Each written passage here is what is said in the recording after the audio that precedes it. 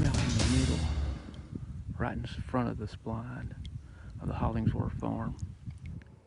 From the State Capitol newsroom, how would you feel if wildlife officers were watching you? Up until this year, the TWRA was within its right to install cameras on private property. Now, this is all because of a federal clause called the Open Fields Doctrine, which says law enforcement can in fact conduct a warrantless search on private property as long as it's outside someone's physical home. Well, State Capitol reporter Chris O'Brien's story yesterday introduced you to Hunter Hollingsworth, a Benton County resident who found cameras on his property. And as he came to find out, he wasn't the only one.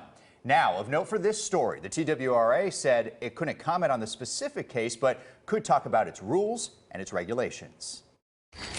Camden, Tennessee is a pretty small community of less than 4,000. Through word of mouth, Hunter Hollingsworth found that his neighbor Terry Rainwaters also discovered 2 unwanted cameras on his property. The one was pointed toward my shop here in my house.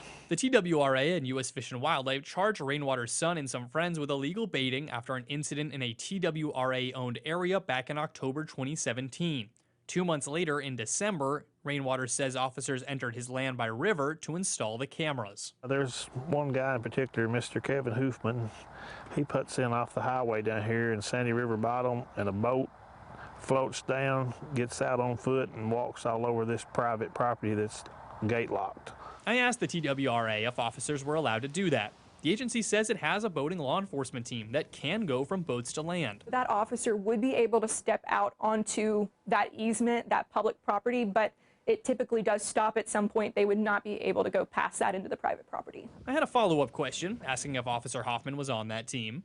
So I'm not going to speak to him specifically.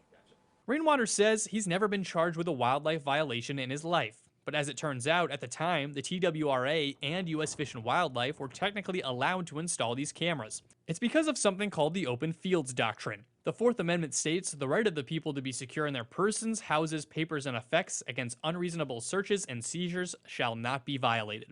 But the doctrine clarifies in a 1924 Supreme Court case, those protections are not extended to the open fields. Our law enforcement officers, they follow the letter of the law, so they were doing what they were allowed to do. However, that's a federal doctrine. We have a state constitution that changes one word. They list persons, houses, papers, and possessions instead of effects, and you can possess your land. And people do that all across Tennessee every day. That was the basis of a successful lawsuit Rainwaters and Hollingsworth pressed against the TWRA, asking for a grand total of $1. But it wasn't just about the dollar. Now you might be wondering, how does this affect me, this one case? The TWRA argues that without the opportunity to be covert, its job gets remarkably more difficult because of the time-sensitive nature of certain crimes. Poaching and other legal activity could increase. We'll bring that part of the story plus the outcome and fallout of the lawsuit tomorrow right here on News 2. Mark?